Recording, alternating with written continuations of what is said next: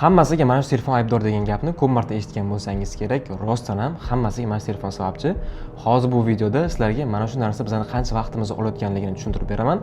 Videoni oxirigacha tomosha qilib, bitta like bosib qo'yishni unutmang. Bizda bir kunda 24 soat vaqtimiz bor va odamlar o'rtacha kuniga 4-5 soat vaqtini mana shu narsaga o'tkazishadi. Ayrimlar esa ijtimoiy tarmoqlarga, Instagram, TikTok shunaqa narsalarga 4,5 soat yoki 5 soat vaqtini mana shu narsa uchun sarflay borishadi. Ya'ni siz bir kunda 20% dan ko'p va bir yilda esa 2 oydan ko'p vaqtingizni telefonga sarflaysiz. Bu ko'rsatkich o'zimda telefonga sarflagan vaqtim kuniga o'rtacha 24 daqiqa ekan. Yana bitta avj olgan muammolardan biri bu kechasi bilan telefon ko'rib yotish. Birinchidan uyqu rejimi buziladi, chunki telefondan chiqayotgan ko'p nurlar bizda uxlash gormoni, ya'ni uyqu gormoni bo'lgan melatoninni bloklab qo'yadi. Ko'rish qobiliyatini pasaytiradi, xotirani susaytiradi va ertalab lanch uyg'onishingizga olib keladi. Telefondan kamroq foydalanishni xohlasangiz, sizga ikkita tavsiya beraman. Birinchisi, barcha ijtimoiy tarmoqlarni o'chirib yuboring yoki shunchaki faqat kompyuter orqali yoki ishga kelganingizda foydalanishga o'zingizga ruxsat bering. Ikkinchisi, ishda bo'lasizmi, o'qishda bo'lasizmi yoki uxlayotganingizda telefoningizni qo'lingiz yetmaydigan joyga qo'yib qo'ying. Mana shu aytgan narsalarni o'zingizda bir oy davomida sinab ko'ring, keyin menga rahmat aytasiz. Shaxsiy rivojlanishni va sog'lig'ingizni yaxshilashni xohlasangiz, menga obuna bo'lib qo'yishni unutmang.